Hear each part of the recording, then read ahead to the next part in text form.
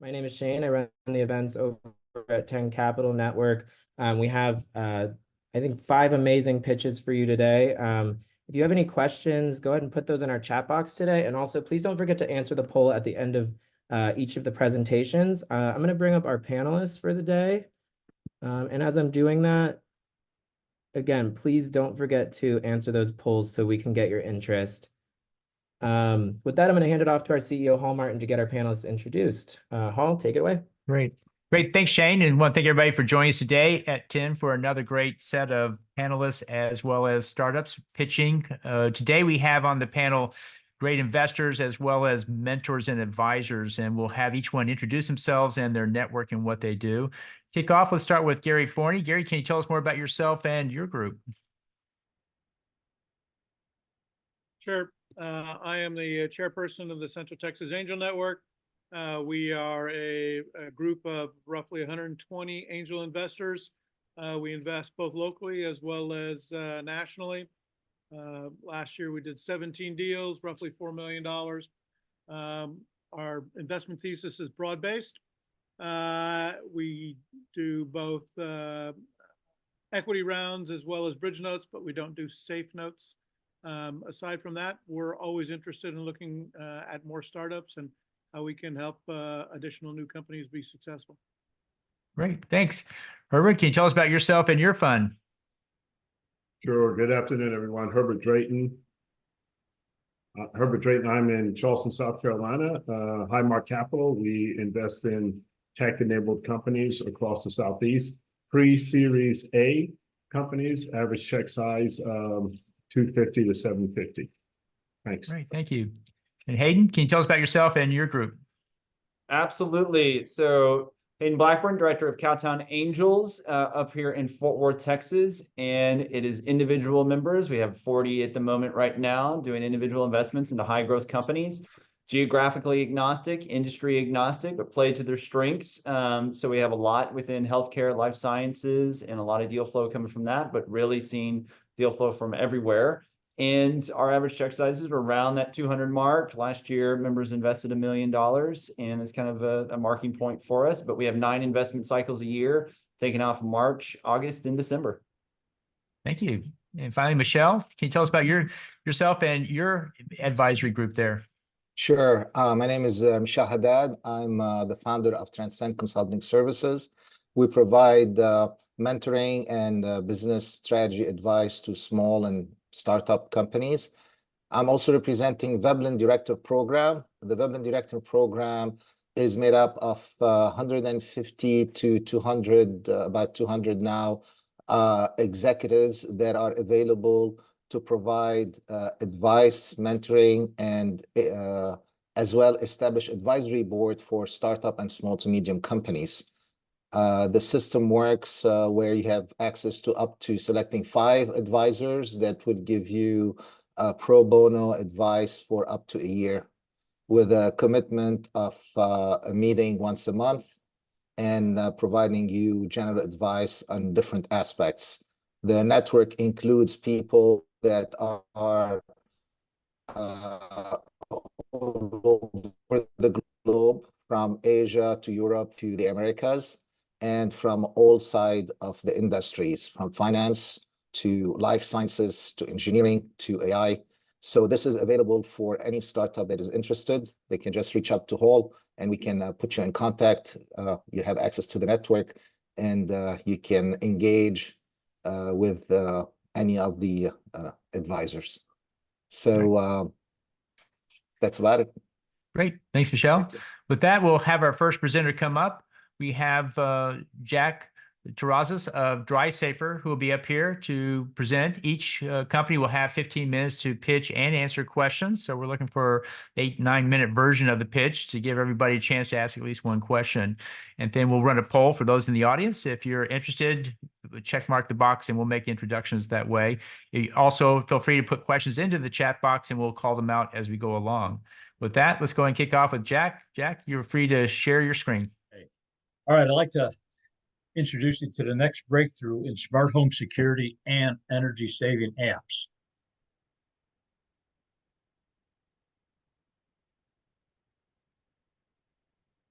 Okay, here's the problem. The National Fire Protection Association states every year of the 90 million dryers in the US, there's 15 deaths, 400 injuries, and 200 million in property damage. And the US Fire Administration states that failure to clean, or 31% fires, was the leading factor contributing to dryer fires, which is a huge number.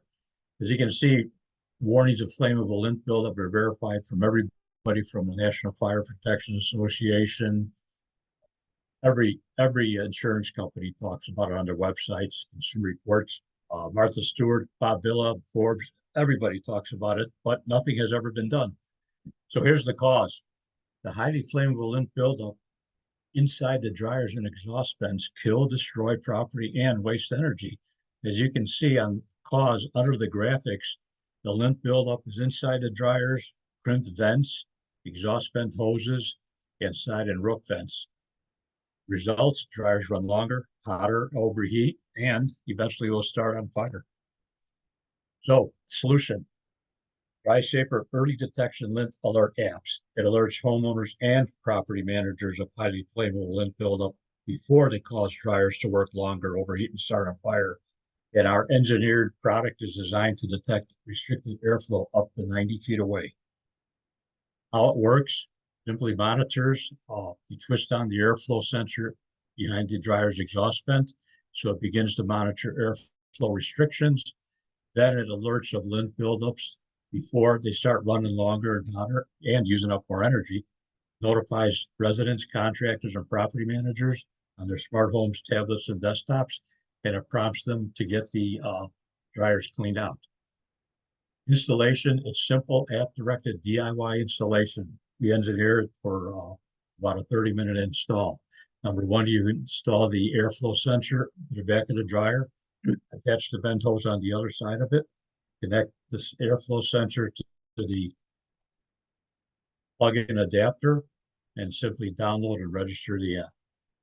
And it also saves energy because lint buildup, since it causes up to 40% more time to dry, burning up excessive energy. By alerting homeowners to clean it out, they could save up to 40% energy usage, which also helps dryers last longer, by the way. As we all know, less energy usage equals less carbon footprint. As far as competition goes, this lint alert is over a 10-year-old design, and we don't really consider it competition. They're not any big boxes. Don't do anything at Amazon because of the huge return rate. I can go through all this, but obviously on the lower left, we capture data. We can get into the retail channel and MDUs. Basically, this is what you'd be putting in with the lint alert. And figure 3 in the middle there, you have to put in all these tappings, and nobody's going to be doing it.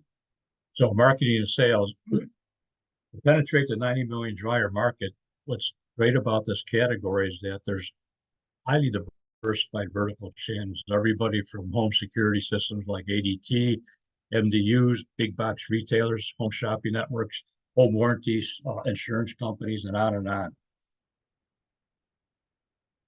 So how are we going to approach it?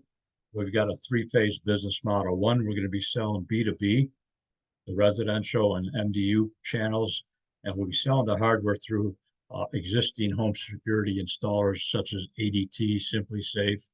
ADI is the largest distributor, Devant, Honeywell. And then on phase 2, we'll be selling B2C through the big box retailers such as the Home Depot and Lowe's of the world. And then 3, we'll be monetizing the data capture, which we have in our patents. And we'll get into that in a second here. So we'll be marketing the data capture through home security companies and channel partners. Property managers will look at this. If you look at the bottom there, they'll be able, by knowing which dryers really need clean out, they'll be getting those cleaned out versus having to check all 100 of them, 100% of them every 2 years. And as far as app data collection, selling to appliance service companies, warranty companies, and the manufacturers, it'll enable these companies to enhance their marketing initiatives by knowing the demos. Can you imagine, like, if you were a contractor that had 4,000 or 5,000 apartments to clean out, they can offer maintenance schedules for lint buildup by using this data. Our forecast of the 90 million dryers, we're taking a very conservative 0.5% penetration, or 450,000 to 500,000 units of the 90 million dryers. But if you look at the bottom here, just taking a look at some of these target accounts, Rinks has 1 million customers, ADT 6 million. All we have to do is get 10% of ADT's customers through ADT. That's 600,000 units. We'll bypass the 500,000 we have as a warning projection. We've got great leadership teams and everybody from inbox retail, home improvement, the inventor, Tom knows the appliance business inside and out. And then our two home security gurus in Avi Rosenthal and Mike Buckingham. They've been both involved since the advent of the home security channels and are well connected with all the key players in the business. So our ask, we've got preferred stock. Incidentally, we had started with common stock and listened to a number of investors, and they felt that preferred stock would be more amiable. So we changed it. We're looking at it, seeking a 600,000 raise, which would be about 11.5%, 11.6% equity. $1.25 a share up to 480,000 shares in $15,000 tranches. We've got a little over 3.6 million in outstanding shares and warrants, and then a post-cash raise, we have 4. And incidentally, the co-founders, myself and Tom, have personally invested over 220,000 of our own funds. So we've got a lot of skin in the game, and we haven't paid ourselves in 5, 6, 7 years. So we're really behind this. Use of proceeds, about a third of the 600,000 will go into biz development, 100,000 or 16.7% in the R&D, and then half of it into inventory buildup. Exit strategy, as you can see here, our customers most likely would be potential acquisition opportunities anywhere between the ADTs, Simply Safe. You look at Google, they bought Nest for $3.2 billion when Nest had less than 3 or 4 million customers. And now they've got 11 million customers. If we can get 500,000 customers or 5% of that, 3.2 billion will be about $150,000. And that was, I'm sorry, 150 million in acquisition. We'll settle for even a third of that, 50 million. I can get into the milestones, but we've gone from 1st gen to 4th gen. We've taken a very deliberate approach since it was a new concept, and we've self-capitalized the 1st gen. And if you want to do a deep dive into this, we've got this information here, and also the achievements with each of them. Selling to the largest appliance distributors, Menards, Orchard Supply. Sold 1,250 units in one day at HomeDepot.com. We've been in Lowe's, so we've got all these connections, just waiting for the security app to take in place. That's pretty much it. I'll leave it on this exit strategy, but any questions? Let's open it up. First up, Hayden, what's your question? Well, there's a lot, and you briefly touched on so much. Can you walk us through more details on your patent and the details on that timeline? Yes, the patent, we've got 1 utility patent patented and 3 design patents. And the design patents, if I go through this, let's see this, if you can see this elbow shaped, there's really no, in our design patent, it covers this elbow shaped airflow sensor in every potential way or angle to avoid any knockoffs. So we've got the design patents, and as far as the utility patents, there's a flap inside there that it is totally open when an exhaust vent is totally clean, and as it closes up to 45%, that will signal the alert to the app. I didn't want to get too much into the engineering part of it, but it took about probably almost 2 years to have that flap. It has to go off at exact time when the airflow restriction hits it, because you don't want to send an alerts when the vent is not totally clogged, or waiting too late to it so the dryer starts using more energy. So there was a lot of engineering put into this. And I can send you the, if you'd like, I can send the app information to, I mean, the IP information as far as the, and look at the Thanks, patents. Jack. Next up is Herbert. Herbert, what's your question? Jack, thanks for the presentation. I'll give you a two-parter here. I know you have the app, but if I'm a property manager and I'm managing a 400-unit apartment complex, is there a dashboard for commercial use as opposed to just displaying one single dryer? And along those lines, is there an API that integrates with the Simply Safes and ADTs of the world? That's what we'll be, once we have the app, to answer your question, Herbert, on the software end of it, it'll integrate in there's about 6 major software programs that probably are maybe 60–70% of what all the property managers use. And the two fellows that we have, Avi and Mike, know all these, well, they know all the software. And once we have the software developed, then it's going to be designed to integrate into those software programs. And as far as a graphic goes, you mean like maybe a graphic showing all 400 apartments or dryers, or just one that operates by exception, maybe showing that everything's fine, but if one is clogged, it will. Oh yeah, the whole idea and the way it's designed, Herbert, is, let's say, taking your example of 400 apartments in one building. Right now, there's a lot of states that every 2 years they all have to be cleaned out, and it costs the property managers a ton of money. In our instance, he'll be notified if apartment 210, apartment 406, and 375 have lint buildup. And at the end of the month, you might say, well, there's about 10 or 12 apartments that need their vents cleaned out.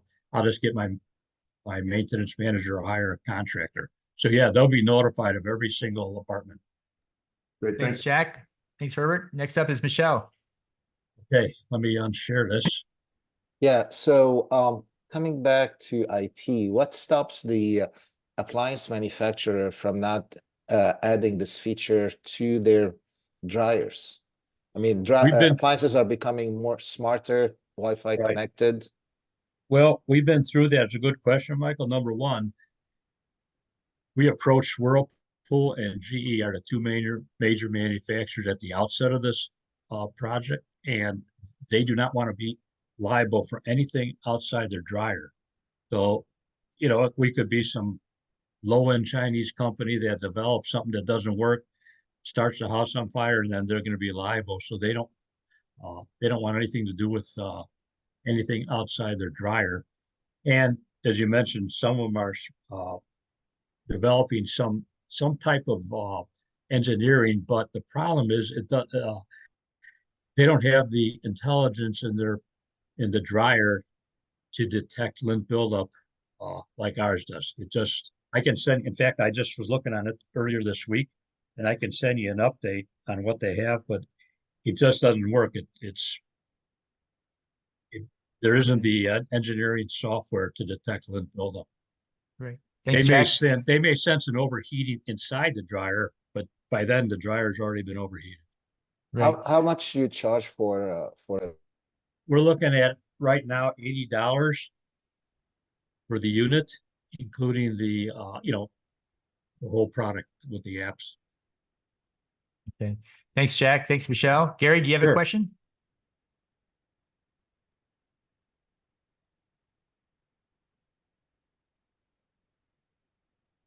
I guess that's it. We're out of time. Thanks, guys, for the great presentation, Jack.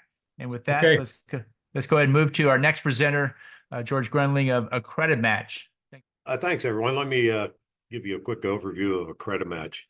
Credit Match is a SaaS solution for the growing home healthcare economy, though it impacts almost every healthcare organization. We're coming to market this spring. We match pre-screened, ready-to-work caregivers for the needs of home healthcare organizations, which is the fastest growing segment in the healthcare industry.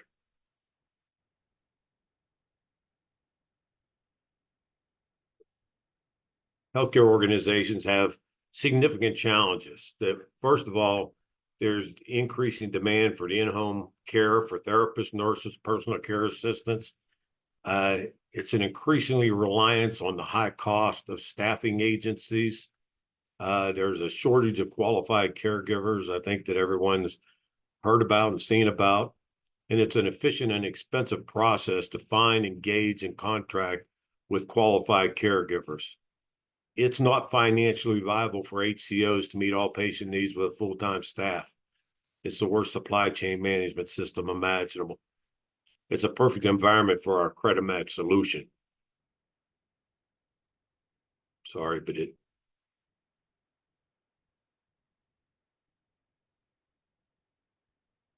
So a credit match has two sides to it. There's a flexible scheduling solution that's for the professional clinicians and caregivers, enables caregivers to control where they work, when they work, and for how much. On the other side, it's an optimal workforce solution. It allows the healthcare organization to fill patient requirements more efficiently and cost effectively.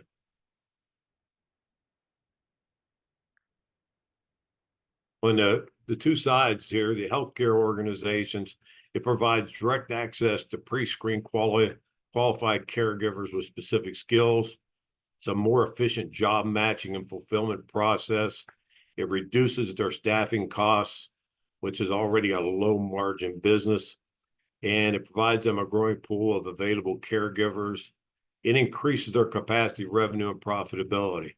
So especially when a home health care gets a referral from a physician, they may need nurses, physical therapists, speech therapists, personal care aides. They may have some on the staff, but they don't have them all. And this avoids them having to pay overtime, enables them to accept more referrals from the healthcare organizations. For the caregivers, it's increased schedule control and flexibility, increased pay potential, provides them for rapid payment, and we're providing benefit options based on personal needs or rewards program. And then as an independent caregiver, provides them expense and travel tracking tools to reduce their taxes.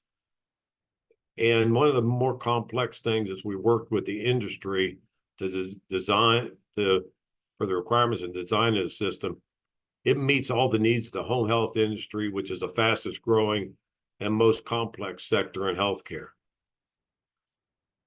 This slide gives you a pretty good idea of what all the system does.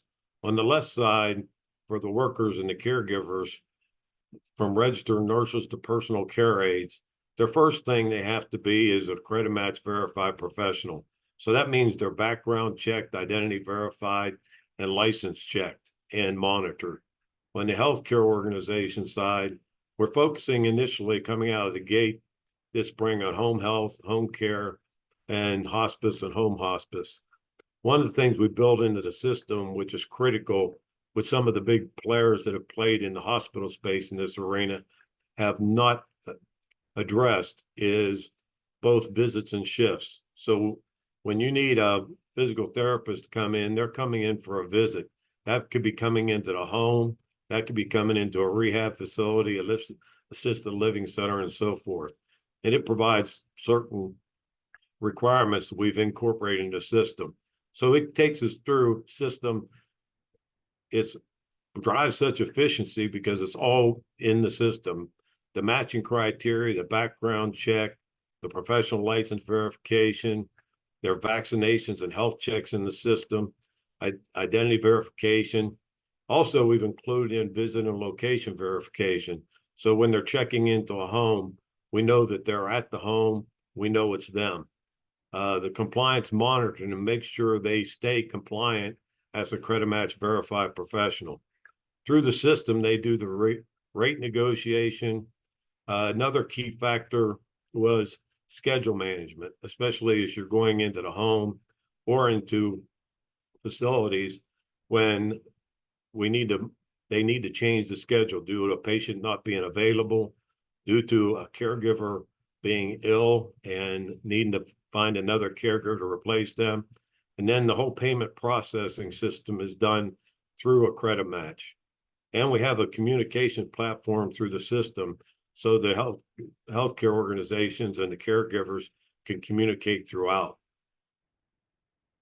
our go-to-market strategy and where we're at right now is we're doing a market-to-market rollout, kind of taking a little bit of a Walmart approach here to go in and dominate the markets. We've been in beta now and gotten incredible feedback to fine-tune the product that's fully functional now. In April, we're going to pilot, and then in market number 1 fully in June. And then market number 2, market 3, and expansion will happen after we've proven ourselves in market number 1. We're targeting the healthcare organizations, demonstrating efficiency gains and cost savings, and target initial caregivers through the healthcare organizations. We have healthcare organizations we're working with helping us right now that they keep some of their staff to under 30 hours a week so they don't have to pay benefits and so forth. They're happy to share some of those caregivers with other organizations. And we'll attract existing caregivers through community engagement, and we'll grow the caregiver pool through attractive pay, benefits, schedule control, and career options. I have an incredibly strong team that we've been able to put together, and a super strong technology organization. We build software for healthcare organizations running in hundreds of hospitals. That enables us to get access. As those companies were acquired and exited, we were only the development company. We looked at it and said, let's talk to the industry experts where there's a huge gap in need. And that's where we came up with the credit match. And we've been in development for 2 years.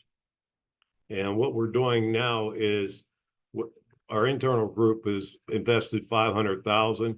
We've raised another $500,000 for the first round in 2023. Our team has all worked without pay and investing into this because they know what the opportunity is.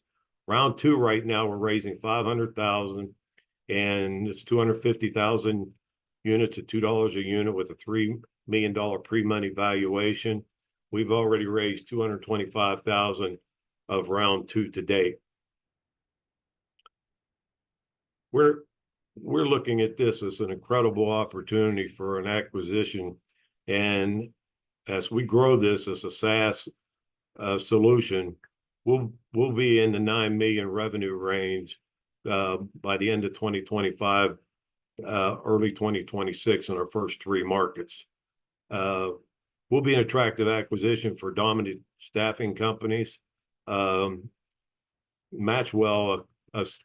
that currently does it for hospitals, for nurses, has just been acquired by a staffing company. Home healthcare management companies, another one, such as Home Care, Home Base, WellSky, and others. And then consolidation in home health companies and roll-ups. And right now, home care continues to grow with the aging population. More and more services will be done in the home, and the desire for patients to remain at the home. It's also, we got the workers' increasing migration to gig work, helps fill the gap of caregiver shortage. It reduces the cost for the healthcare organizations while increasing pay for caregivers, and it replaces the high-cost traditional staffing companies.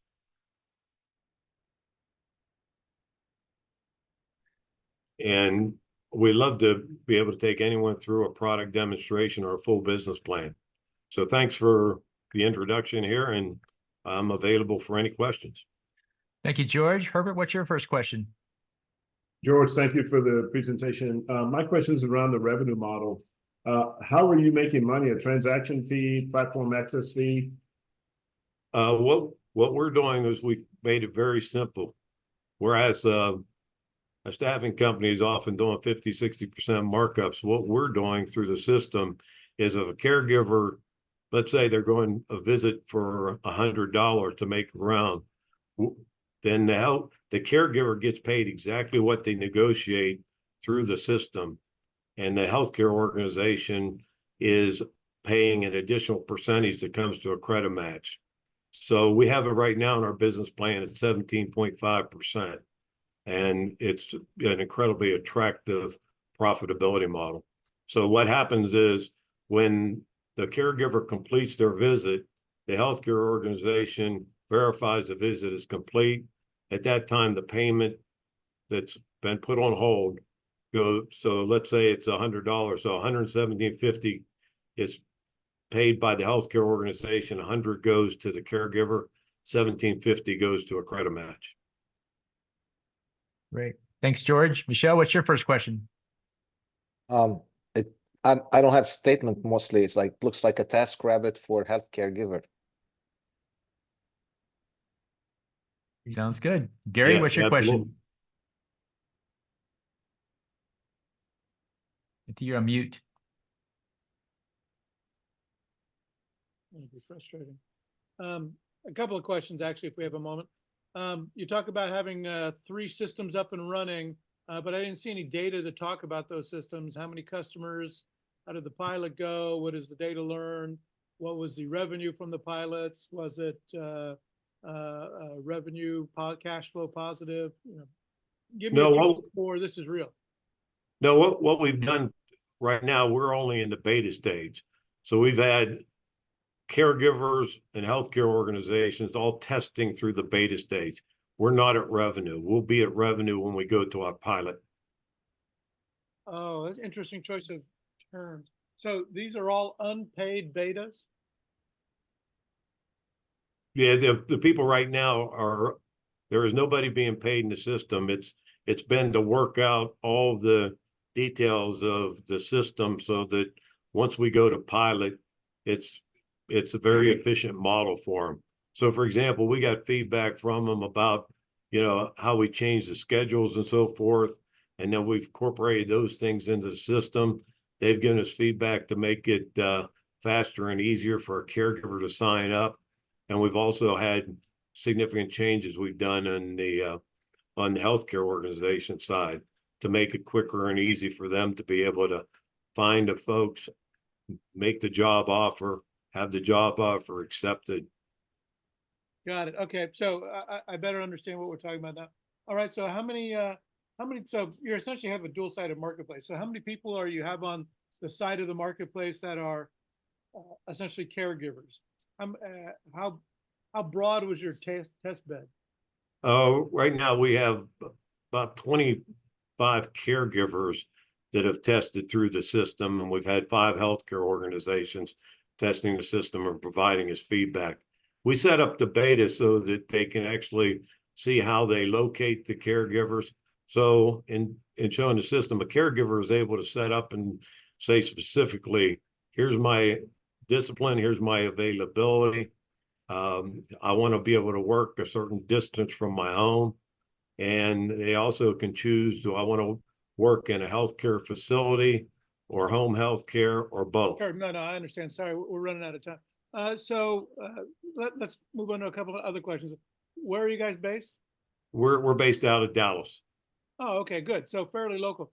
There's a company here in town, and by town I mean Austin, that seems to be in the same space. Name of the company is Helper Bees. And they were certainly a marketplace focused on personal caregivers. I don't know if they're a competitor, if they're working in a slightly different space. Certainly they didn't have quite the large view that you have here. If you need an introduction to them or need to get them on your radar screen, let me know and I can make that introduction. Oh, that would be fantastic. Yes. And a lot of them are that are in this space they're doing various things that are somewhat different than us. I'd love to find out about what they're doing specifically and how we differentiate from them. The big thing we've differentiated from a lot of the initial players that in this space is they focused on, you know, people going into hospitals, primarily nurses, and having a similar model as ours. But what we've done is enabled it to be able to use for home health in any facility at the same time, and both shifts and visits. Right. Thanks, George. Hayden, what's your question? Yeah, I'll sneak in one that hopefully doesn't take too many words to answer, but leaning into the same thing as Gary, the tangible things. So you mentioned vaguely market 1, market 2, market 3, the pilot. What are some of the like criteria that you're selecting these markets, and are you willing to share like where the pilot will be held and what that first market is going to look like? Yeah, what we're doing is starting in markets in Texas. What we're doing is we have a partner that owns home health care companies throughout Texas. So we're going to start in Lubbock, where they're based out of. And we've got investors that have come out of Tulsa. We have Tulsa targeted as one of our first markets, but we may end up in Austin fairly quickly because the Lubbock company has partners in there that are willing to join us early on as we roll this system out. Great. Thanks. Thank you, guys. Thanks, George. Thanks, Hayden. Thanks, you guys. Next up, we have is EndoShunt. Tyler Zanin will be up here in a moment. All right, perfect. My goal today is to shed light on an unspoken pandemic that in just the 15 minutes that we've been given for this presentation will claim another 50 lives. This public health crisis is uncontrolled abdominal bleeding. My name is Tyler Zanin, and I'm the CEO of EndoShunt. We're a Class 2 medical device on a mission to end these preventable deaths by giving surgeons the gift of time so they could give patients the gift of life. From a clinical perspective, the sad reality is that the time to death from abdominal hemorrhage or bleeding is often shorter than the time it takes to access the sites of these injuries once surgery begins, putting our healthcare professionals in the helpless position of knowing how to save a life while lacking the tools they need to effectively do so. Because of this, roughly 1.75 million lives are lost every single year due to uncontrolled abdominal bleeding, with common causes like violent crimes, car accidents, or even complications during routine surgery, events that disproportionately impact our nation's youth, robbing young adults of their lives, families of their loved ones, and communities of their futures. Even for those lucky enough to survive, roughly 3 out of every 5 suffer from life-altering complications and nearly a year's worth of painful recovery due to the secondary trauma caused by current treatment alternatives. We've spoken with over 500 healthcare professionals, and in all of those conversations, this problem has rung true. Our industry is in desperate need of a solution, and EndoShunt is that solution. We empower surgeons with the ability to gain rapid, targeted control over abdominal bleeding. Our device is inserted through the femoral artery or vein and traced to the aorta or the IVC, where it can be deployed to occlude blood flow from the inside. EndoShunt's novel size adjustability helps surgeons make sure their patient's blood flows to where it should without flowing out of where it shouldn't. And once the injury has been fixed, it's completely removable and temporary in its application. To date, we've demonstrated effective hemorrhage control in both simulation and animal testing models. In our simulated data, our patients lost blood at a rate that would result in death in about 2 minutes. But giving these same surgeons EndoShunt meant they could stop the bleeding in as little as 30 seconds and sustain control over it for the life of the experiment, buying them the time they need to save lives in the future. As a fair warning to everyone on the call, on the next slide, you will see our device in an animal model, because while simulation data is incredibly exciting, it's even more beneficial to be able to show safety and effectiveness in a living organism. And that's what we're looking at right now. You can see our surgeon pointing to the shunt deployed in the IVC of a pig with a 1 centimeter laceration to that major blood vessel. This injury would fill the abdominal cavity with blood in just seconds, and you can see no active bleeding present. What's really exciting, not seen in the video, is we were able to successfully repair that cut to the IVC and remove our device with no damage to the interior of the aorta or the IVC, showing both safety and effectiveness in a living organism. This industry hasn't seen true innovation since World War II, and because of that, our patients and our providers are suffering. Packing or other invasive treatments require the surgeon to open the patient and race against time to find the site of the injury before they unfortunately bleed to death. It has limited clinical effectiveness, and because of its nature, it can actually get in the way of surgical success. Cross-clamping or its less invasive counterpart of balloon occlusion go upstream of the site of the injury and cut off blood flow to the rest of the body. While this may mitigate hemorrhage, it begins to starve our tissues of oxygen and can lead to complications as serious as blood poisoning, amputation, organ failure, or even death in as little as 15 to 20 minutes.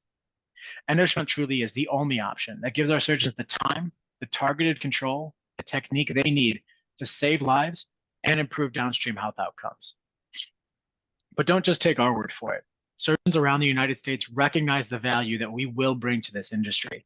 calling our device a game changer, or saying they would use it tomorrow if it were available. And what's really fun to celebrate on this slide, these are industry-leading trauma centers. Places like George Washington University, where the US president goes in the event of a trauma incident, or Shock Trauma Maryland, who likes to boast they're decades ahead of the rest of the community. Both want to be active pilot partners with us when we're ready for that stage. From an intellectual patent perspective, all IP is owned by EndoShunt. And what's very exciting is we've filed for the category of temporary endovascular shunting, upon which we'll be able to build platform-level IP that support our portfolio across numerous therapeutic areas in healthcare. In a perfect world, there would be no need for our device, but this isn't a perfect world. We've gained access to the Trauma Quality Improvement Program dataset, which is every single trauma incident in the US in a calendar year. It tells us the exact injury, its severity, the treatment, and the outcomes of these patients. And we've used this dataset to accurately define our target markets. Our $366 million beachhead are cases vetted by trauma surgeons saying that we are the best or the only solution that could help them in those injuries. At $612 million, we expand to all abdominal indications of relevance in the United States, $10.5 billion to international trauma markets.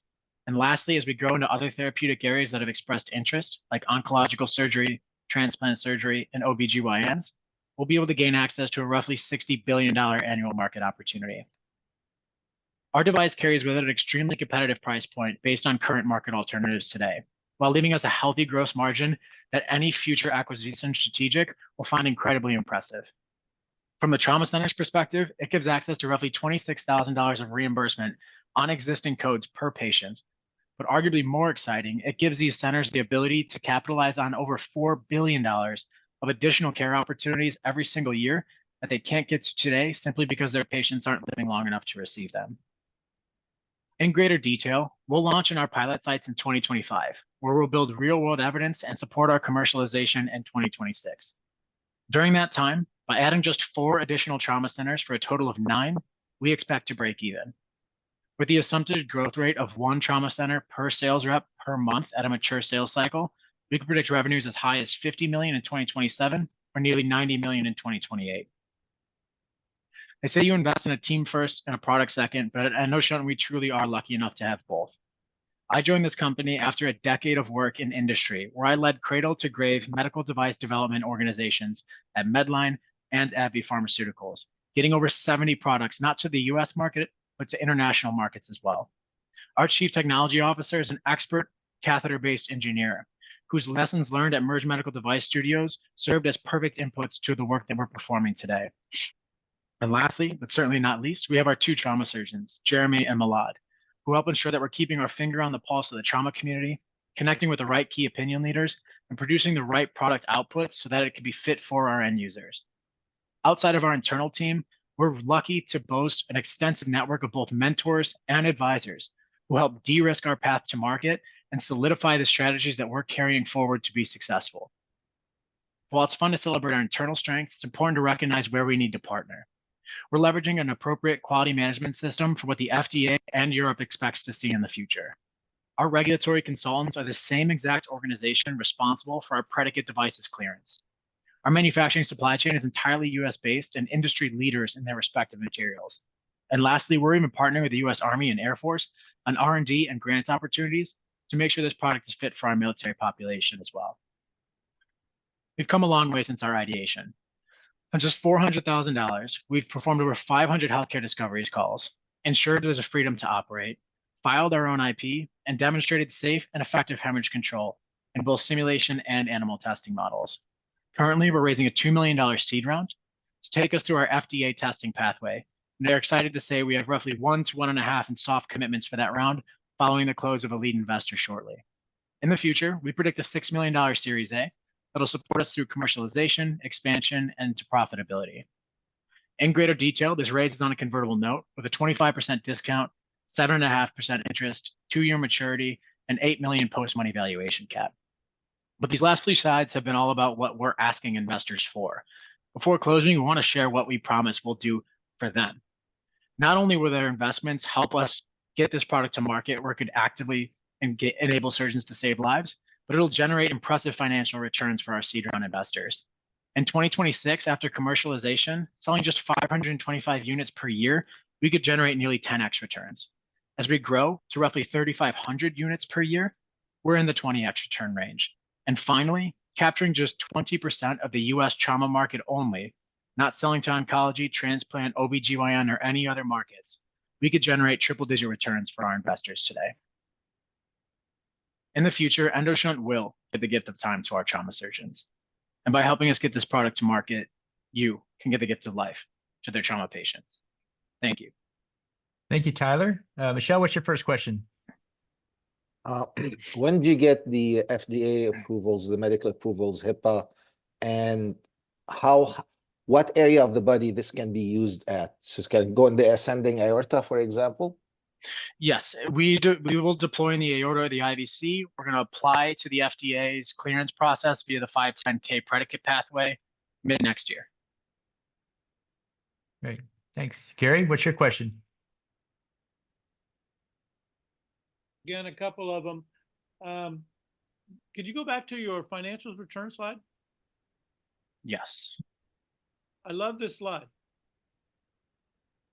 I loved it when it came. No, the returns slide. Oh, sorry.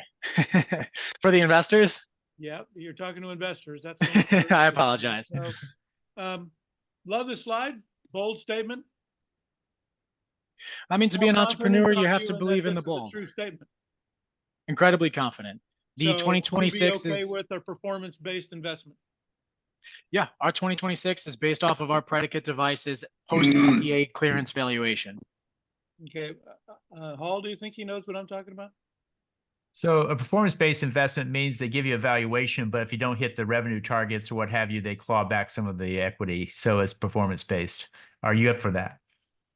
I'd be open to it. We are currently raising on a note that people have agreed to, so we'd have to speak through what exactly you'd like to see. But I'd be happy to have the conversation. Thanks. These are very attractive numbers, but we see attractive numbers all the time. It's all about how real are they? Absolutely. And I would welcome a call to walk you through the projections as to where these are coming from. Where are you based? We're in Chicago right now. We just graduated from MHub's Health Tech Accelerator last year, and we have office space here through the year. Great. Congratulations. Thank you. Great. And Hayden, what's your question? Yeah, lots to dive into. Appreciate it. Can you walk a little bit more through what you project as far as the sales model and the resources needed to, I mean, what is it going to look like with that sales cycle, cost to acquire, and the team that you're going to need to build out and prepare for that? Yeah, so healthcare sales cycle is roughly 9 to 18 months. And so we'll actually be hiring our first sales cohort while we're in our pilot program and training them up for success prior to even commercializing the following year in 2026. The cohort itself is something that we've used in industry for my whole career. It's one business development rep to vet opportunities where they're seeing a lot of these injuries. It's 2 sales reps who are qualified enough to be healthcare sales reps. That's another caveat. And then 1 medical science liaison to support on-site trainings, off-label discussions, and things that'll grow our device actually getting used once it's on their shelves. No, thank you. And if I can sneak one more in, what's the scope of the next animal model from this raise, prepping for that 510(k) application? So it's twofold. Let's call it 1A is a percutaneous access and safety of deployment in a GLP model. So going through the leg, deploying in the aorta and IVC, removing after time, and then we follow that pig for up to a week just to see downstream outcomes. The second is active hemorrhage control and surgical repair. Thank you. Yeah, and both of those are going to be done with a group called CBSET, who's the industry leader in animal models and trauma. Right. Herbert, what's your question? Yeah, 2 quick questions, Tyler. Where are you manufacturing the devices, meaning city, state? And then what is your plan for penetrating the adjacent markets that you mentioned? Absolutely. So our frames are made just outside of Minneapolis and shipped over to Northern Illinois. In Northern Illinois, we coat, assemble, package, and sterilize. A very nice, tight-knit supply chain. Can you remind me of the second question? I apologize. Oh, the other markets. So thank you. Sorry. So what's really nice about targeted oncology and transplant surgery is we don't have to change anything about the product to use it for those areas. So what we'll do is a post-market study with transplant sites and with targeted oncology treatments to show real world evidence to the FDA and expand our label on our current device. The device that'll be used for our OBGYN community will actually just be a smaller catheter and a skinnier frame, which is arguably easier to accomplish. And we'll pursue that in 2027 to make those R&D updates and then commercialize into those areas in 2029. Great. Thank you, Tyler. Great presentation, great questions, great answers. With that, we'll go and move to our final presenter. We have TimberWise coming up next. Thank you so much. Well, I'd like to welcome everybody to TimberWise, a little bit about our company. We are trying to solve an industry issue in the lumber industry. What many people know is due to overharvesting in the rainforest, overharvesting even here in North America, the lumber industry has started to run into a lot of issues. What we're finding, bear with me, it's okay. As we know, the world markets are running out of lumber. And what's happened is recently at a COP conference, a lot of the world's leaders have gotten together and decided to end deforestation, and along with a few other things.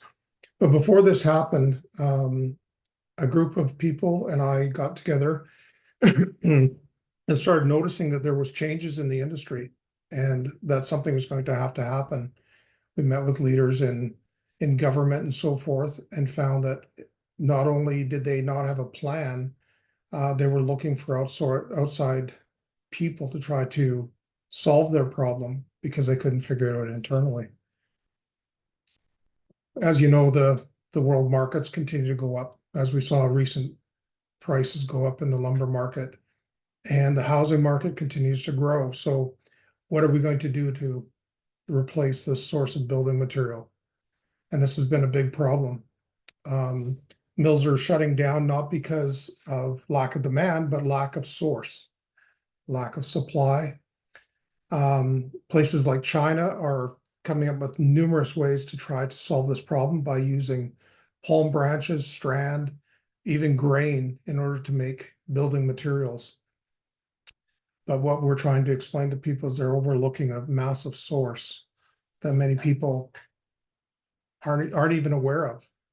And that is every time they build a hydroelectric dam, they flood a forest. And they've been doing this for years. So people think, oh, you know, that wood has got to be rotted. It's not going to be any good. In fact, nothing could be further from the truth. As the wood is underwater, the barometric pressure actually pushes the cellular structure together and makes this wood harder. I have as an example wood right here from the Panama Canal. This wood here has been underwater for over 100 years. It's perfect. It's a wonderful building material. Other materials such as this, some of you may recognize that's rosewood. It's illegal in parts of the world and banned in many other parts because you can only get it from rainwood forests. But we can get it at will. Our company is working at getting certification to do a number of different things. Get this wood, take the high-end unavailable wood and treat it almost like a gem, like high value stones, and create a market for it. The middle grade, we sell to industry. We have 7 buyers who have signed letters of intent to buy every stick of wood we have. We have major people, buyers from Mitsui, Mitsubishi, Sumitomo, the largest buyers in the world. This is myself and one of my partners who is an environmentalist and works for the government of Canada in the environmental sector. Eric Boycott was the head of sales and distribution for Mitsui and Sumitomo, Japan. He joined our board of directors. Kelly McKinley has joined in the capacity of, he used to work with Caterpillar. The reason why I bring these up, and there's another one that I wasn't able to put on here because he's under license with West Fraser. He's one of the executives, West Fraser, largest lumber company in the world. and he is on our board of directors until he completes his contract. I can't put him on public documents yet. But we are having the support of people like this from industry who believe this is the next phase of the lumber industry and the forestry sector. We've gone out and brought on a technology that is proven to harvest 300% more timber than any other source of underwater timber harvesting at the moment. We've gone out and looked at different different operations around the world and found that most people are using divers, and they're bringing up 15, 20 trees a day. This unit can do 150 to 200 trees a day. So now, as we're able to commercialize the business, we can start satisfying the demand. We are looking to start manufacturing, and we've recently, this is the vision here of not only supplying for the underwater market or the general market as per se, but also to deliver whatever's the waste that we start to bring up and deliver it to the grid, because we're going to be right at the grid right behind the hydro dam anyways. We recently signed an agreement with Itapu Binational, which is the world's largest hydroelectric company, possibly the second now because of Three Gorges. They've agreed for us to go on their location, harvest all the wood. They've agreed to allow us to set up to plug into their hydro grid and deliver power to the people there. We're looking at this as a major step in the forestry sector, but also a very positive step in the energy sector.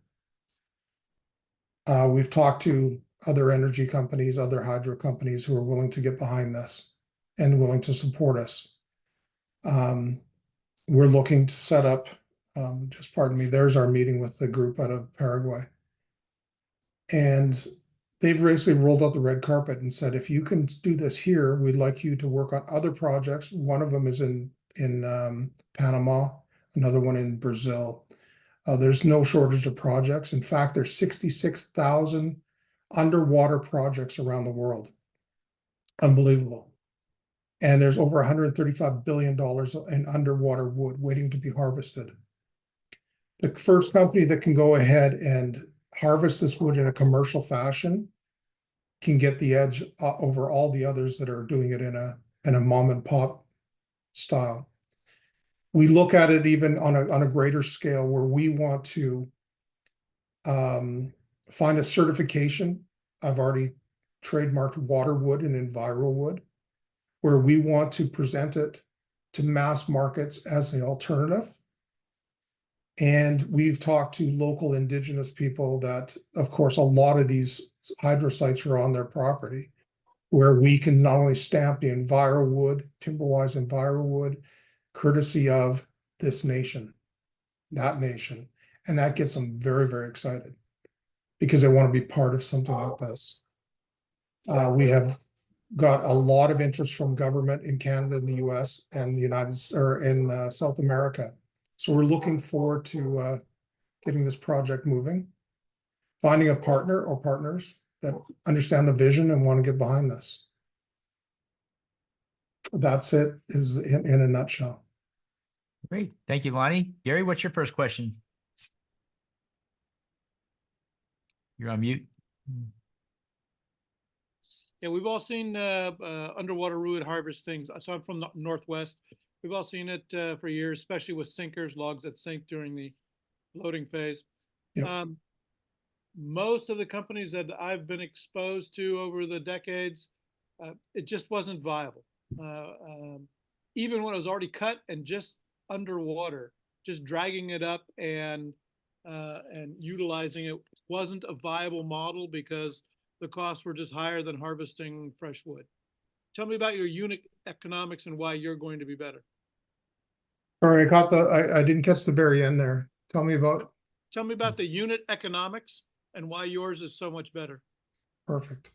So this unit was harvesting, like I said, it was harvesting 150 logs a day in Brazil, which we're talking 8-foot diameter trees. The biggest problem with the industry in the past is it's been using either divers, which is dangerous, or it's been using a barge. Yeah, I'm looking for more specific numbers, not the kind of holistic kind of thing. Do you have some numbers to talk about? You mean as far as what it's able to cut, what it's able to lift, what it's able, yes, yeah, What we you can sell talk it for, about that. why it's, what that log is going to sell for, because it's old growth. It's going to sell for a different price than the new growth. I'm looking for, real numbers, not just a story. Yeah, what I can do is actually provide you with real detailed numbers in for every tank of gas, how many trees can be brought up and that sort of thing. But I don't have it in this presentation, so I can deliver that to you if you like. Love to see it. Okay. Sounds good. Hayden, what's your question? Well, Lonnie, you got a lot of questions out from the crowd, and some of them are really fantastic. But walk me through more of this Titan Arm 120 and the potential. I mean, from a global standpoint, how fast do you think you can scale this operation in a 3 to 5 year horizon?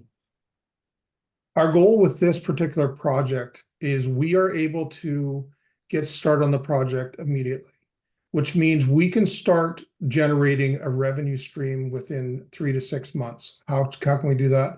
We would have to go and start using divers or land-based system initially to start it, just to create the revenue stream. And that would allow us to start the building and manufacturing before that. The biggest problem with the manufacturing to date has been trying to find enough steel in order to start. And we just secured some about a month ago. So we hope that it puts us ahead of schedule. We felt that we were probably looking somewhere between 10 and 12 months to build out the arm. But now that we have some steel that we can start with, we figure that we could have this done within 6 to 8 months. That'll give us a bit of lead time. Our initial project cost was 2.4 million. We feel that we can get that down to 1.8, and it's just because we've secured a few things. Great, thanks. Herbert, what's your question? Hey, Lonnie, great presentation. Two things to toss at you. That Titan Arm. I think you kind of weaved in the cost to build one of the Titan Arms, but that seems like it'll be a cost for every project that you have. What's the cost to build a Titan Arm? And then are there any geopolitical risks that you see in the near term for the company? Geopolitical, no, I don't. We have talked to a lot of people, like I say, in government that would like to see this go ahead.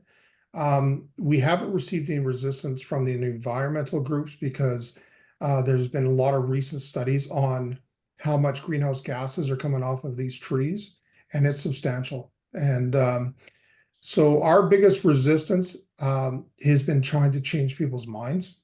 And just like the gentleman here, Gary, had said, in the past, it had been done in a clear cutting manner.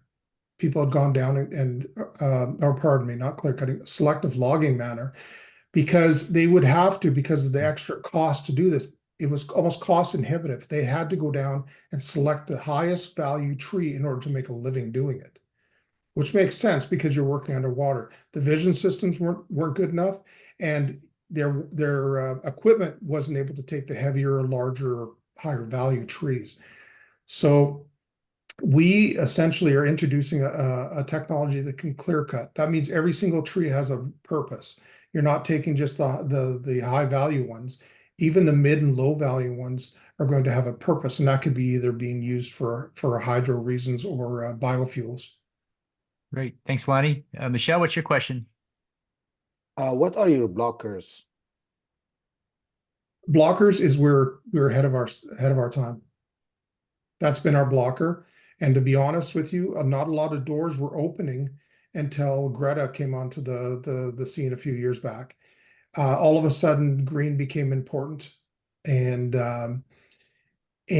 teaching people that underwater timber is a thing, that's been a blocker. Going to Panama and picking up samples and showing people that these are real, that's been a blocker. Taking buyers like massive buyers from Japan And you can't walk out into a valley and say, look at all those trees, they're all yours.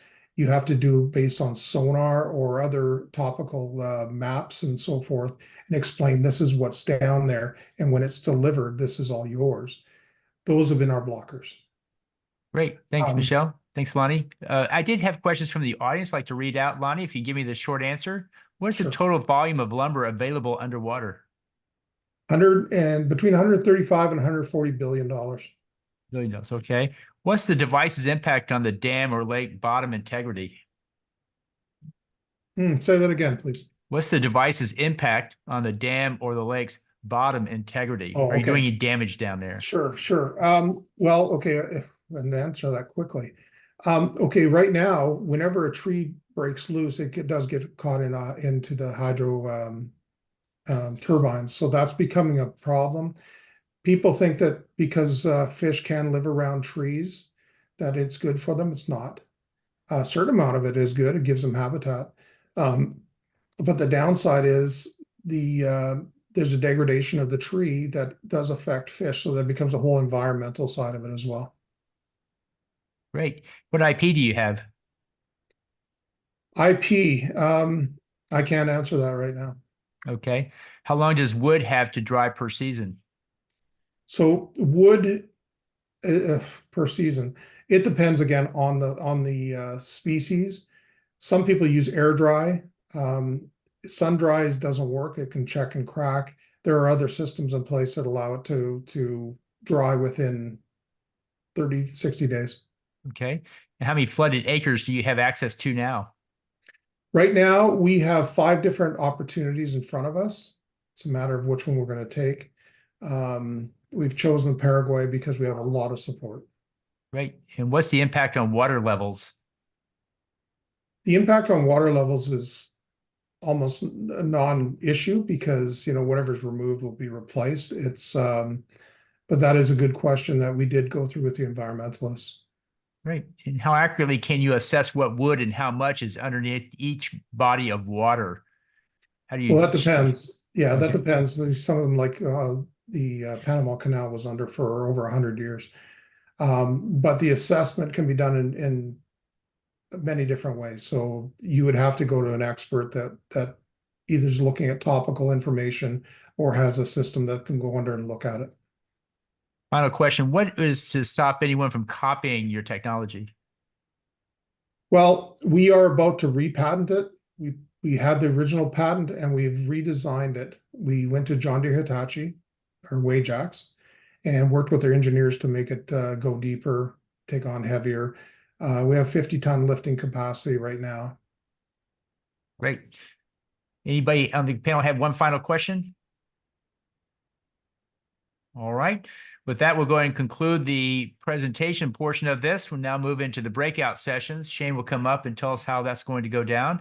I want to thank each of our presenters and all of our panelists, Gary, Michelle, Herbert, Hayden. Thanks for joining us today. Great questions, and looking forward to seeing if which of these you'd like to follow up with as well. With that, we'll pass it back over to Shane, and anybody in the audience that would like to learn more about 10 Capital, I'll be in a breakout room myself to answer any questions along those lines. Great session, guys. Lots of good discussion, and looking forward to having you guys back again next month. With that, we'll pass it over to Shane. Great. Yeah. Thanks again, everybody, for joining us.